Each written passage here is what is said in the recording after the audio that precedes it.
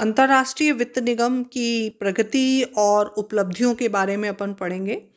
और काफ़ी जब इसकी 1955 में जुलाई 1955 में इसकी स्थापना हुई और तब से लेकर अब तक इसने काफ़ी कार्य किए हैं, काफ़ी उपलब्धियां अर्जित की हैं और काफ़ी उन्नति कर ली है। ठीक है, तो उनको अगर अपन बिंदुवार पढ़ें तो पहला बिंदु लेंगे निजी क्षेत्र को दिए गए उत्पादक ऋणों में वृद्धि। दरअसल अंतर्राष्ट्रीय वित्त निगम ने निजी औद्योगिक उपक्रमों को उत्पादक ऋण देने में निरंतर वृद्धि की है। ठीक है, इसकी जब स्थापना हुई थी 1956 में, तब से लेकर अब तक इसने काफ़ी 12 अरब डॉलर से अधिक के ऋण प्रदान किए हैं 99 से अधिक देशों की कई हजार कंपनियों को। ठीक है, तो अगर क्षेत्रवार ऋण देखें तो ऋणों का क्षेत्रवार विवरण देखें तो ऋणों का 36% एशिया को, 33.2% लैटिन अमेरिका को और 11% सहारा अफ्रीका को और 14.2% यूरोप को और अन्य देशों को दिया गया है ऋण। ठीक है, इसके अलावा निजी क्षेत्र के उद्योगों में भी विनियोग को बहुत प्रोत्साहन प्रदान किया गया है। आरंभ में केवल ऋण, ये अंतर्राष्ट्रीय वित्त निगम केवल ऋण प्रदान करता था और अंश पूंजी में हिस्सा नहीं लेता था, पर 1961 में इसके जो नियम हैं उनमें एक संशोधन किया गया और इसे निजी उत्पादक उपक्रमों में अंश पूंजी विनियोग का अधिकार मिल गया। फिर पोर्टफोलियो विनियोग में वृद्धि, है ना।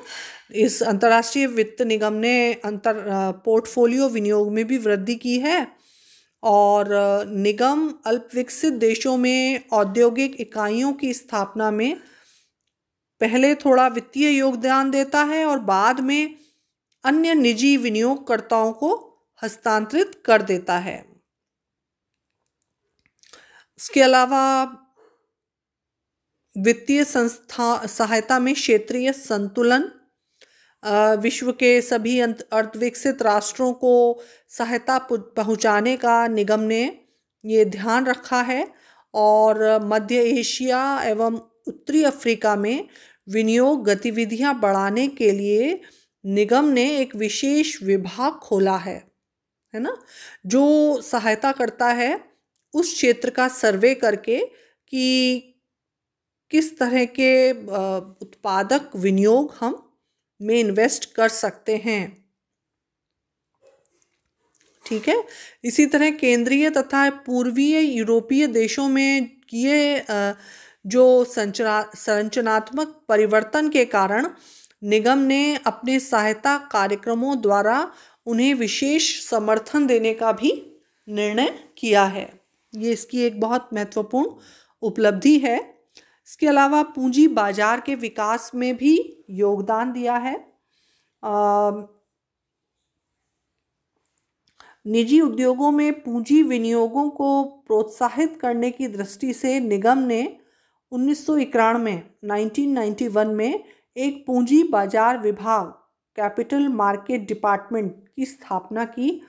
ये बचतें बढ़ाने के वैधानिक एवं नियामक तरीकों की सलाह देता है तथा पूंजी बाजार जैसे आधारभूत संस्था के निर्माण में मार्गदर्शन करता है। ठीक है, और इसके माध्यम से इसने कई बड़ी परियोजनाओं के ऋणों और पूंजी विनियोगों का प्रबंध वित्तीय मध्यस्थों के माध्यम से किया है। इसके अलावा अंतर्राष्ट्रीय वित्त निगम ने अपने वित्तीय स्रोतों में भी वृद्धि की हुई है, जिससे कि निजी क्षेत्र के उद्योगों को पर्याप्त ऋण दिया जा सके। फिर प्रयोगानुसार वित्तीय सहायता में संतुलन। अंतर्राष्ट्रीय वित्त निगम ने अपने द्वारा दी जाने वाली वित्तीय सहायता में प्रयोगानुसार संतुलन स्थापित करने का भी प्रयास किया है। दरअसल 1995 के वित्तीय वर्ष में अधिकांश सहायता पूंजी बाजार विकास के लिए प्रदान की गई और उसके बाद रसायन, पेट्रोकेमिकल्स और रासायनिक खाद, सामान्य निर्माण उद्योगों, शक्ति, पर्यटन, खनन, वस्त्र आदि को प्रदान की गई है ना। तो निगम के ऋणों के प्रयोगों के अनुसार संवितरण से पता चलता है कि उसने अपने उद्देश्यों की प्राप्ति के लिए विकासशील राष्ट्रों के उत्पादनशीलता, निजी क्षेत्र के निर्माणी उद्योगों पर विशेष ध्यान दिया है।